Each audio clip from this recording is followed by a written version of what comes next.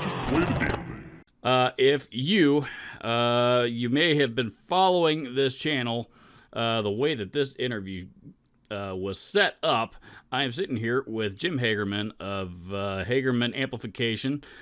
Hagerman Amplification slash, I guess you're probably referred to as Hagerman Effects from time to time, and I'm gonna bring that up here in a bit, but here, I don't know, a couple of months ago, I did one of my stupid, goofy videos, where I kind of let my warped sense of humor take over, and and I make fun of various different gear for various different reasons, and I decided to poke fun at Jim, at a couple of Jim's pedals, even though I think they are really, really good, and Jim fortunately had it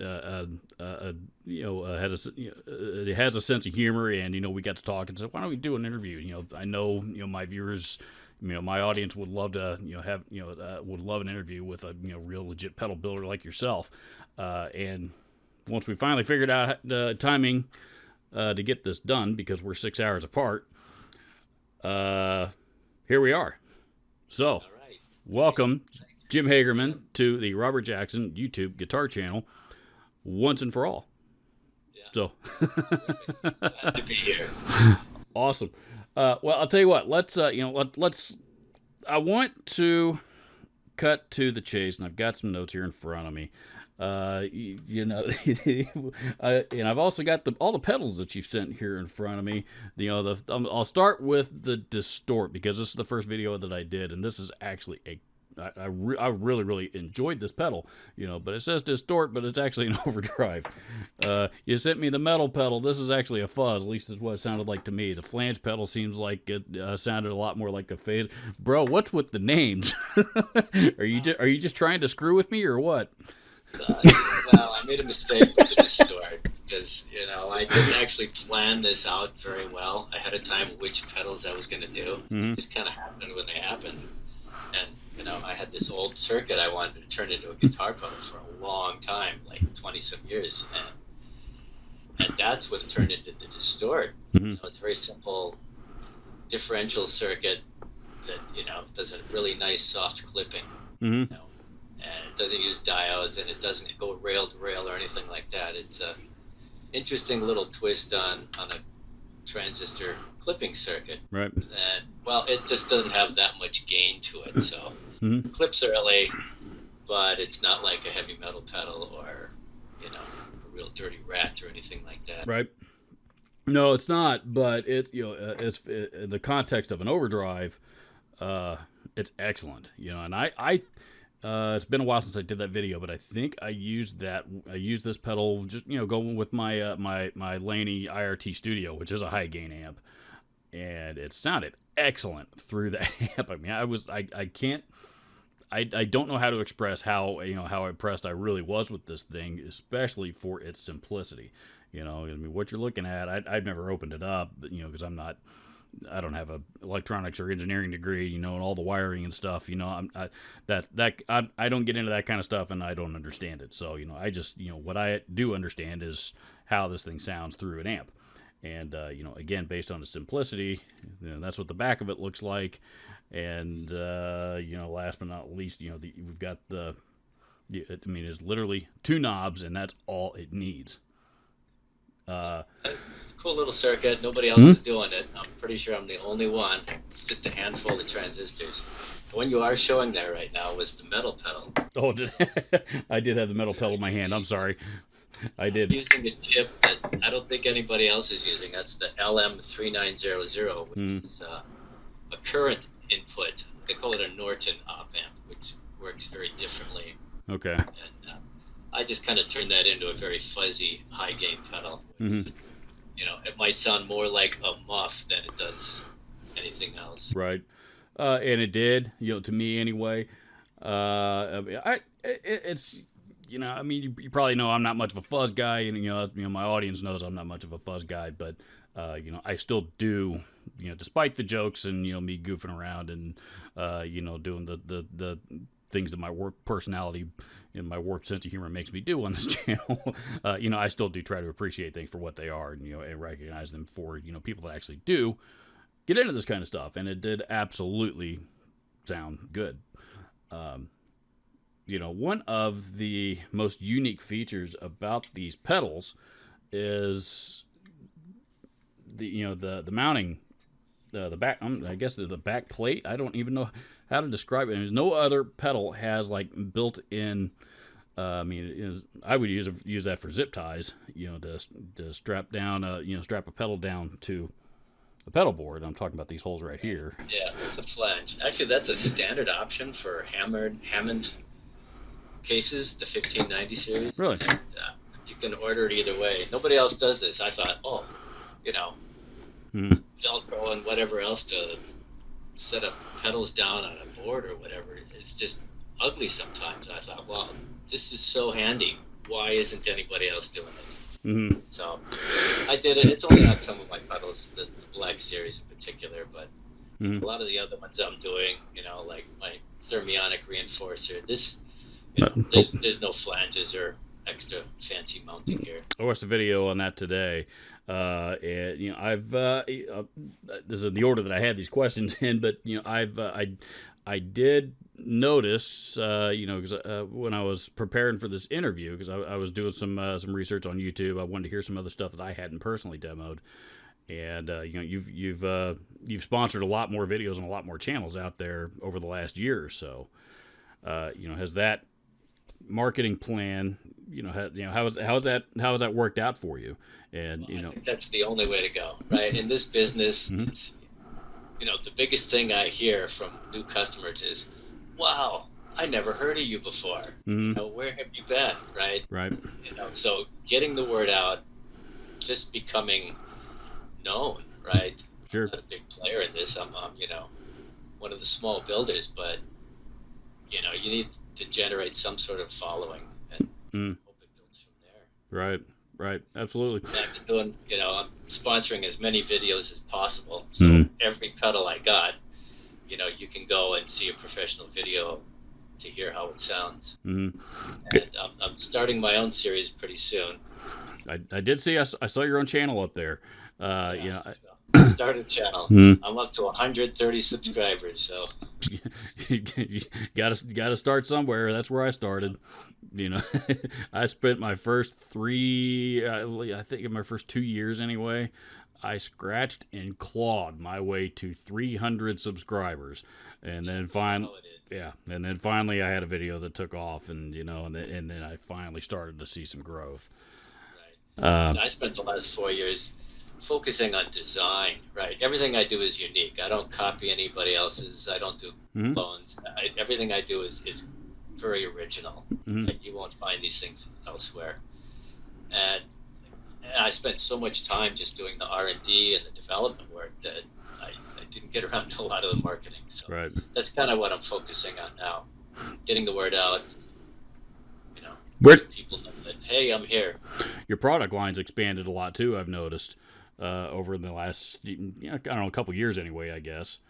Since I first started to become familiar with you, I've seen, now you've got more amps than you had listed on the website. A lot more pedals. I don't even know, but maybe 20 some pedals now. It's just, I get these ideas and it's like, oh, I got to build that. Right. Prototypes, and they're like, all right, this is going into production. Without even thinking that, well, how am I going to sell this? Right? It's just like, I got this idea. I have to make it happen. Wow. So, lately, like you said, my amps, here's my latest amp. This is the half water. It's all tube, tiny little. It's the size of a pedal, right? It's the same size as a thermionic reinforcer. And, that's got it's a half watt clean. And if you crank it, it'll go to 1.5 watts. So it's, for a little play at home amp that'll give you the tube feel, the tube sound, and without killing the neighbors. Cool. Yeah, I've speaking of amps, let's talk about that, because for most of what I've seen, it seemed like pedals were the main focus, for a while. But again, the name of your brand is Hagerman Amplification, and you obviously do build and sell amplifiers. where am I wrong? Am I wrong about where the focus has been? Am I right? How does It's a mixed bag. Like I said, it's when I get the idea, something comes to me and I go, I can build that. I actually started the company back in 2019 with my 2-watt amplifier. That was the first product I did, and that's how I launched. The little baby amp, and then I did the 3 tube pedals after that. Mm-hmm. Right? Is that the one? Is that the one that Pete Thorne demoed? He did the EF86 Boost, Okay. which has just a really nice warm sound. That's the compressor here. Okay. And then I launched the 3 pedals, and then I realized, I can't just have these 3 products. I gotta, make it look like I'm a little bit more real here. I can't just Right. living up selling 4 boxes. So Right. that's when I came up with Black Series, and I came up with a whole bunch of those designed. And unfortunately for me, I launched 1 month after JHS did their 3 series, the white pedals. So their white pedals and my black pedals came out both in October, whatever, 2020, whatever it was. Yeah, I think that was a holiday season launch for them. So yeah, they did good. So how'd you get? They sell more pedals in a day than I sell in a year, but that's okay. Yeah, It's nice to have that validation that at least my idea. Simple line pedals. Once upon a time, even Boss was a teeny tiny little pedal company. So nobody starts out huge right out of the gate. Speaking of starting out, where'd you get started? I saw your bio on your website. Can you expand on that a little bit? Yeah, actually, well, I was in hi-fi, the hi-fi stereo style. I'm doing phonos, playing records, right, playback. And I did that, probably been over 25 years now. So that's where I started, a long time ago. In fact, I'm still doing it. Here I got a vacuum tube phono stage right here that I'm still selling. So that's where I really kind of learned to cut my teeth with the analog. I've been doing analog circuits for 41 years now. So I hopefully I'm at guru status now. So I started, but my first love was always guitar, and that's where I actually wanted to start. 20 some years ago was with guitar, but I know it just somehow took a turn and went that direction, and I stayed with that for a while. Then 2008, I did a couple of amps, just to see if I could get into the market. Then I realized, oh my goodness, you make a trip to Guitar Center, they're selling tube amps, built in China, retail for less than I can buy just the parts. And I'm thinking, oh, how is this going to work? Right. And so it's like I put that aside for a while. And then, so I stayed with the hi-fi for a long time. And 2019, right before COVID, I decided to make a run again at the guitar side of things. This is a lot more fun. This is a better sandbox to play in. Right. Well, hopefully we'll get to see see your distribution expand one of these days, and see more and more of these pedals and amps out there all over the place. Is the PP12? Do I have that one right? Is that the big one? That's the one that has my attention. That's the big one, 12 watts. Well, largest, I guess. But, I know it's not a real high powered wattage thing, but there's lots of tubes and lots of knobs to turn, and that's the kind of I see knobs and and that's what I want. I want that. Yeah. I want knobs to turn. I don't know why, but I guess that's just the the guitar player in me. Yeah, well, that there was definitely a need. My 2-watt amp just wasn't big enough, so I needed something people could gig with, and I love the EL84 as a power tube, so I built it around that. Most people are doing EL84s at 18 watts. You can push it to 20, but they're pushing the tube too hard. You burn them out. Run it like that. So I pulled it way down. I lowered the B+, so I'm running like half the power dissipation on the tube itself. So, it's going to last a lot longer than your average, tube and an 18-watt amp. Is it a hand-wired circuit? Half. It's half and half. It's a circuit board that does a lot of the work, and then all the controls are hand-wired to that, right? All the connectors and so forth. Okay. Cool. Very cool. I needed to do something different, so that's where I came up with this new clipping circuit, right? Mm-hmm. It's clipping without diodes or transistors or semiconductors or Zeners or anything. It's all tube clipping in a never been done way before. And it's actually kind of a take on the distort pedal, but done with vacuum tubes. Mm-hmm. So it's a very interesting cutoff kind of mode of clipping that nobody else is doing, right? Right. Okay. This is the biggest advancement in tube guitar amps since the cold clipper. Mm-hmm. Been out for 30 years. So and that's what the thermionic reinforcer is. I took the whole preamp section of the PP12 and put it into this pedal. So you get the same, clipping circuit in this. It's a tube pedal that gets you the same sound. So it's the PP12. It's the PP12 without the power section, basically. Exactly. Wow, that's awesome. How do you, for people watching, Hagerman Amplification is based out of Hawaii. I mean, do you do all your production and everything there as well? Honolulu, I think. It's right here. Yeah, it's probably the most expensive place on the planet to do manufacturing because I got to ship everything in and then everything back. I was going to ask how, because that's like the polar opposite of I live in Indianapolis, or Indianapolis area anyway. Little known fact about Indianapolis, it's called nicknamed the Crossroads of America because we got 4 major interstates and literally, more commerce throughout the country at least passes through here, if doesn't stop here, than any other city in the country, and you go to Hawaii on the other hand, and it's next to impossible to get anything. There's finally a Guitar Center out there, I know, but I mean that took decades for that to happen, and sourcing parts and stuff has got to be a nightmare for you. How have you gotten around that? Well, I don't buy anything from Guitar Center other than I bought this guitar from them, and I like everybody else, I order from the big component houses, Digi-Key, Mauser, I get stuff from Tata. I go all over the world for parts, whatever they specialize in. Okay. So it's days before parts get here, and then I do my own circuit board design, and assemble everything right here in the penthouse. Is that right? You do it all by hand, all yourself? All by hand, everything myself. Yeah, so far I've built every pedal and every amp. Literally a one-man show.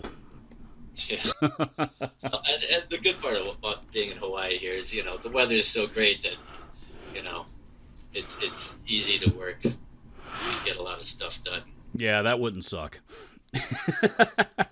That's one good thing about living here in Indiana is when my wife and I we like to travel. When we do get to go to someplace tropical like that, we get the opportunity to enjoy those trips quite a bit. But eventually we come back to the good old fashioned heart of the Midwest, and it's the Midwest.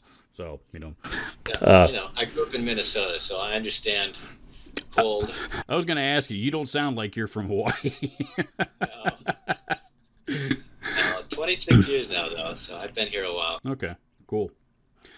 Well, I'd like to talk a little bit more about the about the YouTube things you've reached out. I mean, I discovered a lot of new channels that I'd never even heard of just by searching for searching for Hagerman here just today, and there's a lot of great content out there on your products. Has any of that inspired some new designs or new ideas or anything like that for you?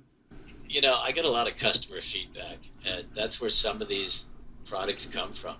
Mm-hmm. People say, I wish it had this or that, or even, I have my Facebook page where I'm always announcing what I'm working on. What do you think of this for color, or should I add this? And people will say, well, give it a headphone jack or something like that.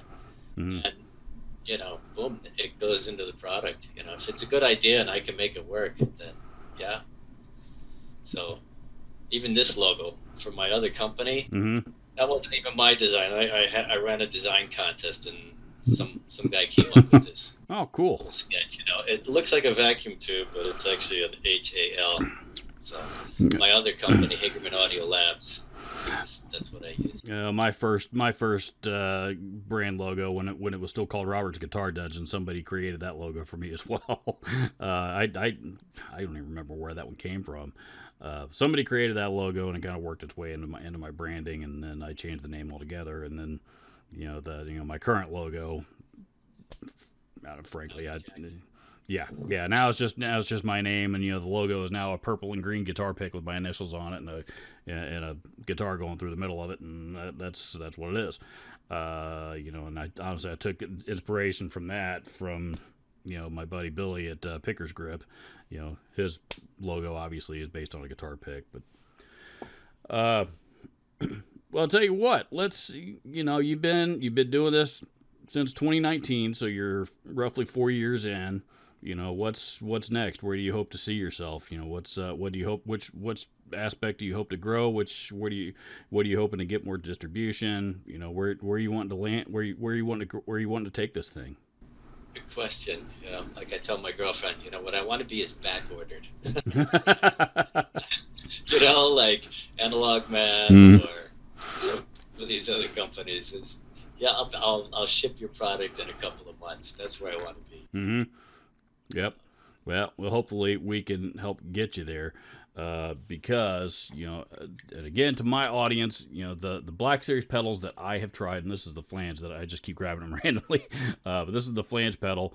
Excellent. These are all excellent pedals. I've enjoyed every single one of them, and what are these? They're pretty affordable too, aren't they? This series anyway, right around 119 for most of them. Yeah, $120 range. That's anybody can afford that.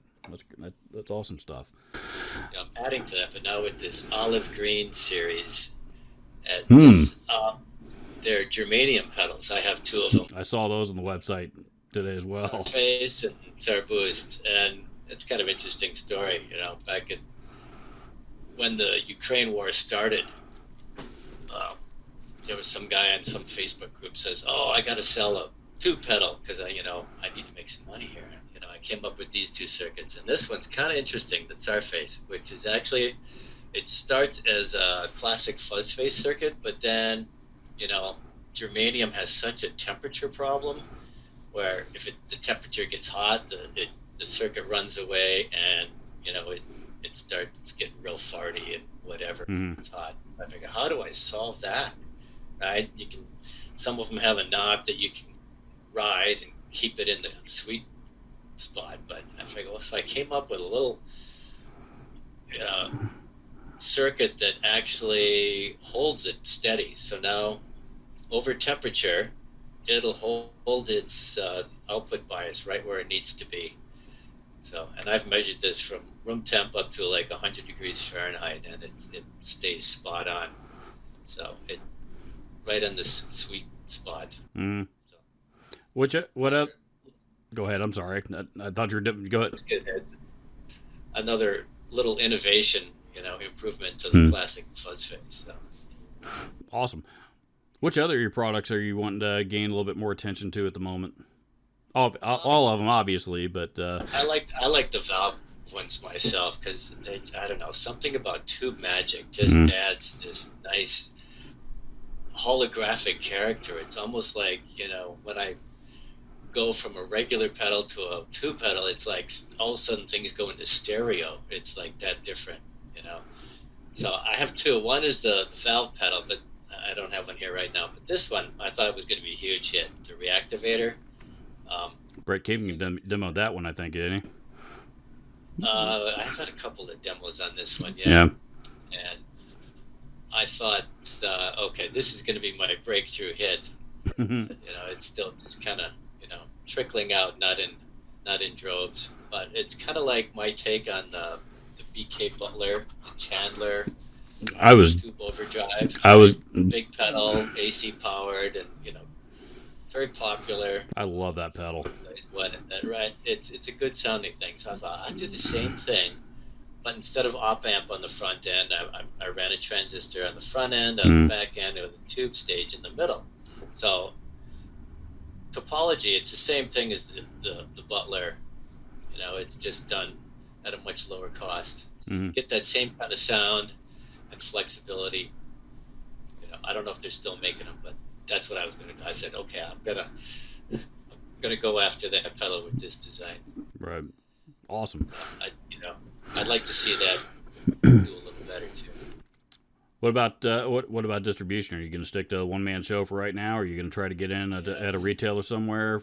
What have your thoughts been on that? I don't think I can go the retail route because that's a 50% bump in price, right? Or right. Double the price. Yeah. Right. If it hits the street for $200, I got to sell it to the store for $100. Mm-hmm. And when you're building one pedal at a time, there's no margin left. I would have to double my prices of everything. So I decided, well, in order to stay competitive in the marketplace, right? So the black pedal is at $119, which is reasonably competitive with like the Walrus and the JHS, the right. other guys. Mm-hmm. I got to sell it direct.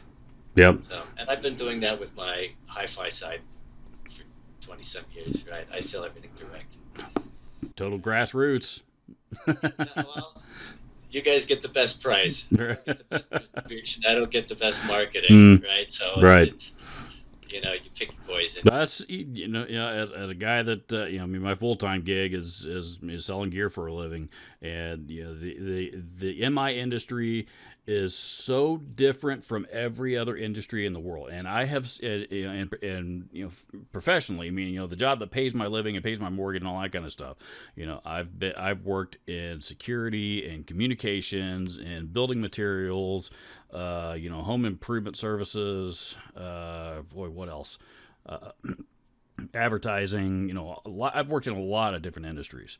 And I think people are always looking for a good deal, but this is the one industry, and I'm probably going to piss a few people off in my industry when I say this, but I will die on this hill alone if I have to.